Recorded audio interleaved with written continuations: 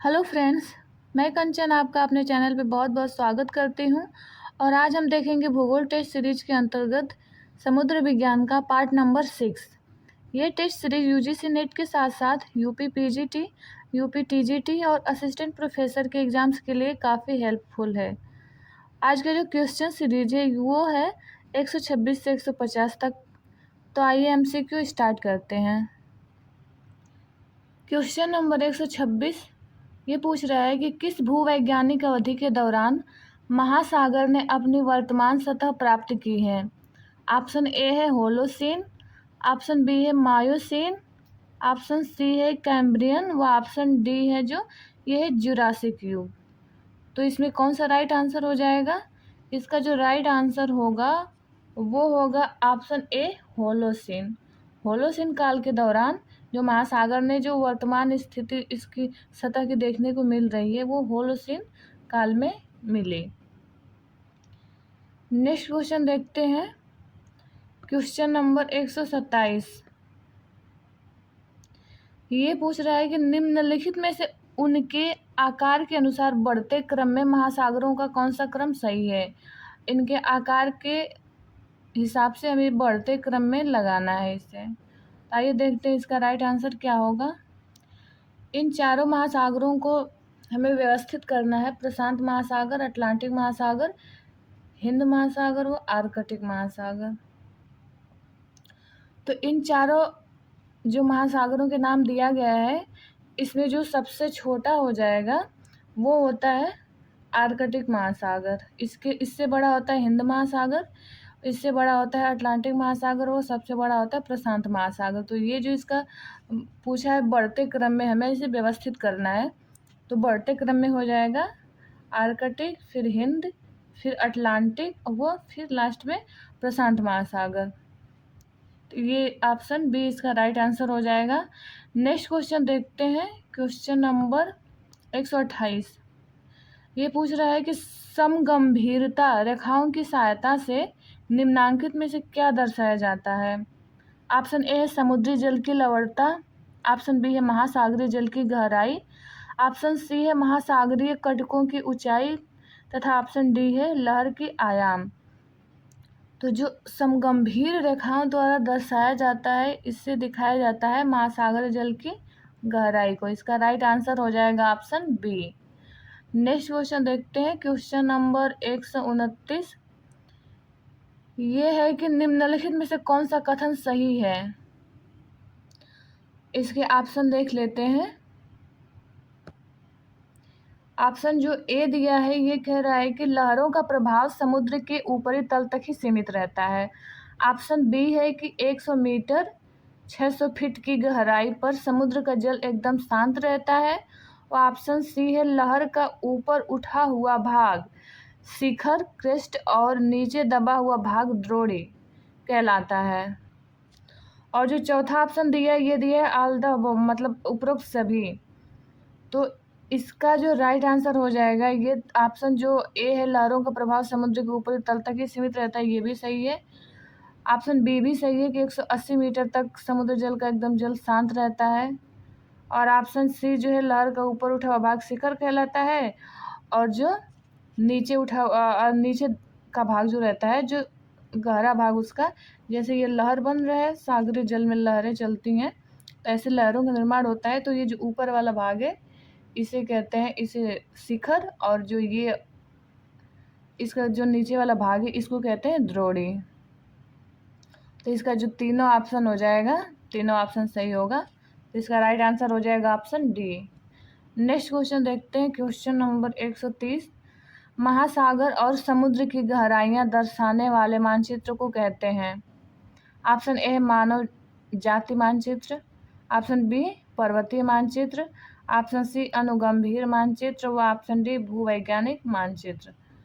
तो इसका जो राइट आंसर होगा वो हो जाएगा ऑप्शन सी अनुगंभीर मानचित्र।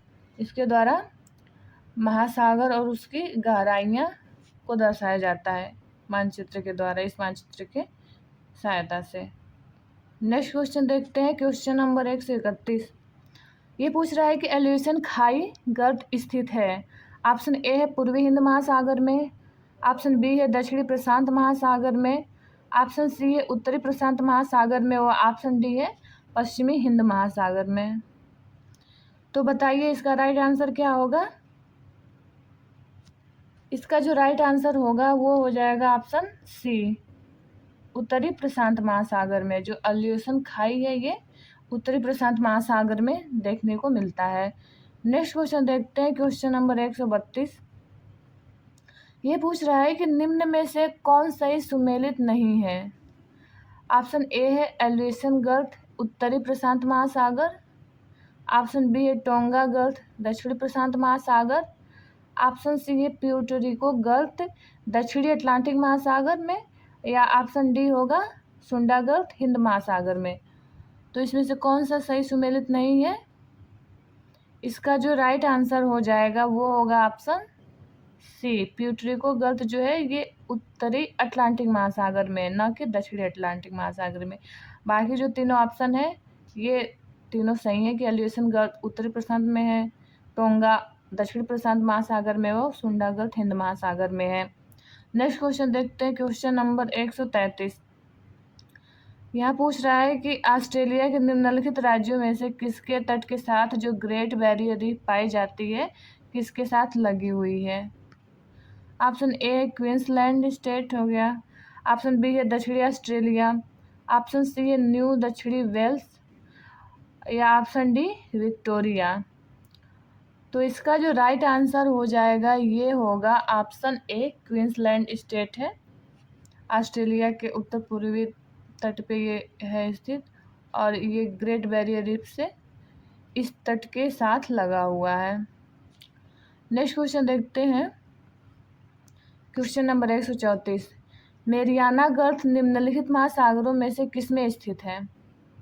ऑप्शन ए है उत्तरी अटलांटिक महासागर, ऑप्शन बी हिंद महासागर, ऑप्शन सी है दक्षिणी अटलांटिक महासागर, व ऑप्शन डी है पश्चिमी प्रशांत महासागर।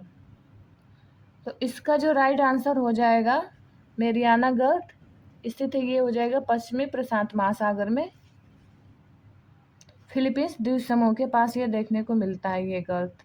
नेक्स्ट क्वेश्चन देखते हैं, क्वेश्चन नंबर 135। सार्गेसो समुद्र निम्नलिखित महासागरों में से किसमें पूर्ण विकसित है। ऑप्शन ए है उत्तरी प्रशांत महासागर, ऑप्शन बी है दक्षिणी प्रशांत महासागर, ऑप्शन सी है उत्तरी अटलांटिक महासागर, व ऑप्शन डी दक्षिणी अटलांटिक महासागर। तो बताइए इसका राइट आंसर क्या होगा। इसका जो राइट आंसर हो जाएगा वो होगा ऑप्शन सी, उत्तरी अटलांटिक महासागर में हमें सार्गेसो सी देखने को मिलता है। नेक्स्ट क्वेश्चन देखते हैं, क्वेश्चन नंबर 136। उपसतही महासागरीय संचलन निम्नलिखित में से किससे प्रभावित होता है। ऑप्शन ए है केवल तापमान, ऑप्शन बी है केवल लवणता, ऑप्शन सी है तापमान व लवणता दोनों, व ऑप्शन डी है लवणता और ज्वार दोनों। तो इसका जो राइट आंसर हो जाएगा ये हो जाएगा ऑप्शन सी, तापमान व लवणता दोनों, दोनों की वजह से जो उपसतही महासागरीय संचलन होता है वो होता है। जिधर तापमान जिस सतह की ओर तापमान अधिक रहता है उच्च रहता है उधर से निम्न तापमान की तरफ उपसतही महासागरीय संचलन हमें देखने को मिलता है। नेक्स्ट क्वेश्चन देखते हैं, क्वेश्चन नंबर 137। महासागरीय जल में लवणता घटती है जब ऑप्शन ए के वाष्पीकरण अधिक होता है, ऑप्शन बी है हवा का वेग अधिक होता है, ऑप्शन सी है भारी वर्षा होती है, और ऑप्शन डी है जब आर्द्रता अधिक होती है। तो ये पूछ रहा है कि महासागरीय जल में लवणता घटती है, कब घटेगी। इसका जो राइट आंसर हो जाएगा ये हो जाएगा ऑप्शन सी, भारी वर्षा। जब भारी वर्षा होगा और सागरों में जल की मात्रा बढ़ेगी तो उसमें लवणता जो पहले से रहता है जल की मात्रा बढ़ने की वजह से उसकी डेंसिटी उसमें कम हो जाएगी, तो उस तरह से लवणता कम हो जाती है अधिक वर्षा की वजह से। नेक्स्ट क्वेश्चन देखते हैं, क्वेश्चन नंबर 138। निम्नलिखित में से कौन सी एक विस्तृत रूप से समुद्री सतह द्वारा अवशोषित कर ली जाती है। ऑप्शन ए है दृश्य तरंग विकिरण, ऑप्शन बी है मध्य तरंग विकिरण, ऑप्शन सी है दीर्घ तरंग विकिरण, व ऑप्शन डी पराबैंगनी तरंग विकिरण। तो विस्तृत रूप से समुद्री सतह द्वारा उसे अवशोषित कर ली जाती है। किस विकिरण को? तो वो होता है, वो होगा राइट आंसर इसका ऑप्शन सी, दीर्घ तरंग विकिरण। नेक्स्ट क्वेश्चन देखते हैं, क्वेश्चन नंबर 139। ये दिया है कि नीचे दिए गए दो कथन दिए गए हैं, जिसमें से एक को अभिकथन ए और दूसरे के कारण आर कहा गया है। अभिकथन ए दे रहा है, पूछ रहा है, उत्तरी गोलार्ध में महासागर दक्षिणी गोलार्ध की तुलना में अपेक्षाकृत अधिक औसत तापमान दर्ज करते हैं। कारण दिया है कि क्यों करते हैं, कि उत्तरी और दक्षिणी गोलार्ध में तापमान में भिन्नता दोनों गोलार्ध में भूमि और महासागर के वितरण में असमानता के कारण है। इसमें 4 ऑप्शन दिए हैं, ऑप्शन ए देख लीजिए, बी, सी है व डी। तो देखते हैं क्या होगा इसका राइट आंसर, क्या होगा बताइए आप लोग। इसका जो राइट आंसर हो जाएगा ये हो जाएगा ऑप्शन ए और आर दोनों सत्य है और आगे की सही व्याख्या भी कर रहा है। कैसे? क्योंकि ये बात सही है कि उत्तरी गोलार्ध का जो होता है महासागरों का, वो औसत तापमान क्या होता है, दक्षिणी गोलार्ध की अपेक्षा अधिक दर्ज किया जाता है। क्यों? क्योंकि जो दक्षिणी गोलार्ध में है, उत्तरी और दक्षिणी गोलार्ध में दोनों में ये भिन्नता इसलिए दिखाई देता है क्योंकि हमें उत्तरी गोलार्ध में स्थल भाग का या स्थल खंड की अधिकता देखने को मिलती है और दक्षिणी गोलार्ध में स्थल खंड कम है, जल भाग बहुत अधिक है। तो उत्तरी गोलार्ध में स्थल खंड अधिक होने की वजह से, क्योंकि स्थल खंड बहुत जल्दी गर्म होते हैं, सूर्य के किरण को बहुत जल्दी अवशोषित करके बहुत जल्दी गर्म होते हैं, इस वजह से उनकी गर्म होने की वजह से जो महासागर होते हैं उनका भी तापमान अधिक रहता है, इसलिए उनका जो औसत तापमान निकाला जाता है उत्तरी गोलार्ध के महासागरों का, तो वो अधिक होता है दक्षिणी गोलार्ध की महासागरों की अपेक्षा। तो इसलिए ये कारण भी इसका सही हो जाएगा। नेक्स्ट क्वेश्चन देखते हैं, क्वेश्चन नंबर 140। ये पूछ रहा है कि महासागरीय जल में वाष्पीकरण की प्रक्रिया प्रभावित होती है। ऑप्शन ए है लवणता, ऑप्शन बी है अक्षांश, ऑप्शन सी है मौसमों द्वारा, वो ऑप्शन डी है पवन। इसमें दिया है कि नीचे दिए गए विकल्पों में से सबसे उपयुक्त उत्तर का चयन कीजिए।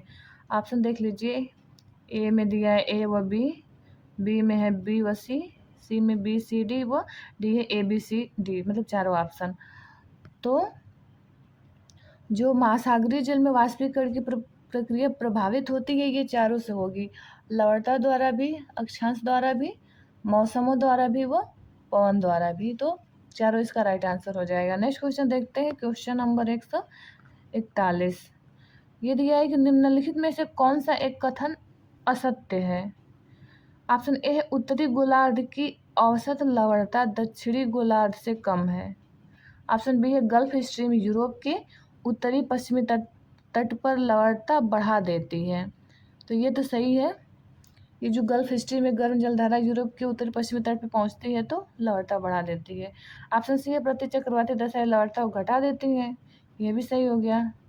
ऑप्शन डी है भूमध्य सागर के पूर्वी भाग में पश्चिमी भाग की तुलना में अधिक लवणता पाई जाती है, तो ये भी सही है, क्योंकि पूर्वी भाग में जो है कि स्थलखंड से बहुत सारी नदियाँ आती हैं और नदियों द्वारा स्थलखंड से आने के कारण उसमें लवण की मात्रा अधिक होती है, वो पूर्वी भूमध्य सागर में गिरती हैं तो उसकी लवणता अधिक होती है पश्चिमी भूमध्य सागर की अपेक्षा। और ये जो दिया ऑप्शन ए गलत हो जाएगा, असत्य ये हो जाएगा, क्योंकि उत्तरी गोलार्ध की औसत लवणता दक्षिण गोलार्ध से कम न होकर के अधिक होती है। नेक्स्ट क्वेश्चन देखते हैं, क्वेश्चन नंबर 142। निम्नलिखित में से कौन सा कारक लवणता को नियंत्रित नहीं करता है। लवणता को नियंत्रित नहीं करता है, इसमें से कौन सा कारक। ऑप्शन ए है वर्षण, ऑप्शन बी है वाष्पीकरण, ऑप्शन सी है तट संरचना व ऑप्शन डी है नदी जल प्रवाह। तो इसका जो राइट आंसर हो जाएगा वो हो जाएगा ऑप्शन सी, तट संरचना लवणता को नियंत्रित नहीं करता है। नेक्स्ट क्वेश्चन देखते हैं, क्वेश्चन नंबर 143। महासागरों का औसत वार्षिक तापमान कितना होता है। ऑप्शन ए है 63 डिग्री फ़ारेनहाइट, ऑप्शन बी है 74 डिग्री फ़ारेनहाइट, ऑप्शन सी है 35 डिग्री फ़ारेनहाइट और ऑप्शन डी है 60 डिग्री फ़ारेनहाइट। तो इसका जो राइट आंसर हो जाएगा ये क्या होगा, ये हो जाएगा ऑप्शन ए, 63 डिग्री फ़ारेनहाइट महासागरों का औसत वार्षिक तापमान होता है। नेक्स्ट क्वेश्चन देखते हैं, क्वेश्चन नंबर 144। ये पूछ रहा है कि निम्नलिखित में से कौन सा एक आरोही क्रम में सागरीय जल में विद्यमान लवण के प्रतिशत को सही प्रदर्शित करता है। इसमें जो पूछ रहा है ये आरोही क्रम पूछ रहा है, यानी बढ़ते क्रम में हमें दिखाना है कि इन लवणों जो पाए जाते हैं सागरीय जल में, तो इनका कम से अधिक क्रम क्या है। तो इसमें इसका जो राइट आंसर हो जाएगा ये हो जाएगा ऑप्शन बी, क्योंकि जो कैल्शियम सल्फेट है सबसे कम पाया जाता है। कैल्शियम सल्फेट, इससे अधिक मात्रा होती है मैग्नीशियम सल्फेट की, इससे अधिक होगी मैग्नीशियम क्लोराइड, और सबसे अधिक होती है सोडियम क्लोराइड की। जो सोडियम क्लोराइड है या महासागरीय जल में विद्यमान लवणों में सबसे अधिक प्रतिशतता जो होती है वो सोडियम क्लोराइड का ही होता है। नेक्स्ट क्वेश्चन देखते हैं, क्वेश्चन नंबर 145। ये पूछ रहा है कि निम्नांकित कथनों के अध्ययन कीजिए तथा दिए गए कोड से सही उत्तर चुनिए। जो कथन ए है ये कह रहा है कि ब्रिटिश द्वीप समूह के बंदरगाह जाड़ों में जमते नहीं हैं। कारण ये दे रहा है क्यों नहीं जमते हैं, क्योंकि ब्रिटिश द्वीप समूह उत्तरी अटलांटिक ड्रिफ्ट के प्रभाव में आते हैं। तो इसका 4 ऑप्शन दिया है, इसमें से कौन सा सही होगा। इसका जो राइट आंसर हो जाएगा ये हो जाएगा ऑप्शन ए। ये जाड़ों में इसलिए नहीं जमते हैं क्योंकि जो उत्तरी अटलांटिक ड्रिफ्ट है ये गर्म जल धारा है, और ये ब्रिटिश द्वीप समूह जो है उसके यूरोप के पश्चिमी भाग में ये प्रवाहित होती है, वहाँ तक पहुँचती है। तो क्योंकि ये गर्म होती है इसलिए वो बंदरगाह जम नहीं पाते हैं, तो इसलिए ये कारण भी सही है, इसका ये व्याख्या भी सही कर रहा है। नेक्स्ट क्वेश्चन देखते हैं, क्वेश्चन नंबर 146। ये पूछ रहा है कि समुद्र जल में द्वितीय सर्वव्याप्त लवण है, यानी सबसे जो अधिक था वो हो गया सोडियम क्लोराइड, तो दूसरे स्थान पे पूछ रहा है कौन सा होगा। ऑप्शन ए है कैल्शियम सल्फेट, ऑप्शन बी है मैग्नीशियम क्लोराइड, ऑप्शन सी है सोडियम क्लोराइड, व ऑप्शन डी क्या दिया है, ये है पोटेशियम सल्फेट। तो इसका जो राइट आंसर हो जाएगा ये हो जाएगा option B magnesium chloride. Next question देखते हैं, क्वेश्चन नंबर 147। ये है कि समुद्री जल में जो सोडियम क्लोराइड है उसका प्रतिशत क्या है। ऑप्शन ए है 54%, ऑप्शन बी है 65%, ऑप्शन सी है 77.8 और ऑप्शन डी है 10.9। तो हमें बताना है सोडियम क्लोराइड का परसेंटेज, तो इसका जो राइट आंसर हो जाएगा वो हो जाएगा ऑप्शन सी 77.8%। नेक्स्ट क्वेश्चन देखते हैं, क्वेश्चन नंबर 148। ये पूछ रहा है कि सर्वाधिक महासागरीय लवणता पाई जाती है। ऑप्शन ए है कर्क एवं मकर रेखा पर, ऑप्शन बी है भूमध्य सागर में, ऑप्शन सी है आंतरिक सागर एवं झीलों में, व ऑप्शन डी है इनमें से कोई नहीं। तो जो सर्वाधिक लवणता पाई जाती है वो पाई जाती है, इसका जो राइट आंसर हो जाएगा ये हो जाएगा ऑप्शन सी आंतरिक सागर एवं झीलों में। क्योंकि जो आंतरिक सागर एवं झीलें होती है चारों तरफ से स्थल खंड से जुड़ी होती हैं, और स्थल खंड से जुड़ी या फिर घिरी होने के कारण जो नदियाँ जो आती हैं या तो इन आंतरिक सागर या झीलों में गिरती हैं, तो अपने साथ लाए गए अवसादों में बहुत सारे लवण खनिज लवण लाती हैं और लाके इन आंतरिक सागरों व झीलों में जमा करते हैं, इसलिए सर्वाधिक जो लवणता पाई जाती है इनमें देखने को मिलती है। नेक्स्ट क्वेश्चन देखते हैं, क्वेश्चन नंबर 149। आइसोहेलाइंस मिलाती है। ऑप्शन ए समान दूरी के स्थानों को, ऑप्शन बी है समान लवणता के स्थानों को, ऑप्शन सी है समान तापक्रम वाले स्थानों को, वो ऑप्शन डी होगा समान समय वाले स्थानों को। तो बताइए इसका राइट आंसर क्या होगा। इसका जो राइट आंसर हो जाएगा ये हो जाएगा ऑप्शन बी, समान लवणता के स्थानों को मिलाने वाली रेखा आइसोहेलाइंस कहलाती है। नेक्स्ट क्वेश्चन देखते हैं, क्वेश्चन नंबर 150। ये पूछ रहा है कि निम्नलिखित में से झीलों का कौन सा समूह उनमें उपस्थित लवणता की मात्रा के आरोही क्रम में सही ढंग से अनुक्रमित है। ऑप्शन ए देख लीजिए डेड सी, वान झील, ग्रेट साल्ट झील, या ऑप्शन बी है ग्रेट साल्ट झील, फिर है डेड सी या मृत सागर, फिर वान झील, और फिर ये सी है वान झील, डेड सी, ग्रेट साल्ट झील, और डी कह दिया डेड सी, ग्रेट साल्ट झील व वान झील। तो तो इसमें जो बताना है लवणता की मात्रा के आरोही क्रम, इसमें जो आरोही क्रम बताना है यानी बढ़ते क्रम में बताना है। तो जो इसका जो राइट आंसर हो जाएगा वो हो जाएगा ऑप्शन बी, क्योंकि सबसे जो अधिक लवणता होती है वो उपस्थित होती है वान झील में, वान झील से कम होता है डेड सी में, फिर इससे भी कम होता है ग्रेट साल्ट झील। तो ये सबसे अधिक इसमें हो गया, इसमें सबसे कम ये है, और फिर डेड ये आ जाएगा मृत सागर, फिर वान झील। तो राइट आंसर हो गया ऑप्शन बी। ये आज का लास्ट क्वेश्चन है, फिर मिलते हैं नेक्स्ट वीडियो में। ये वीडियो देखने के लिए आप लोगों का बहुत बहुत धन्यवाद।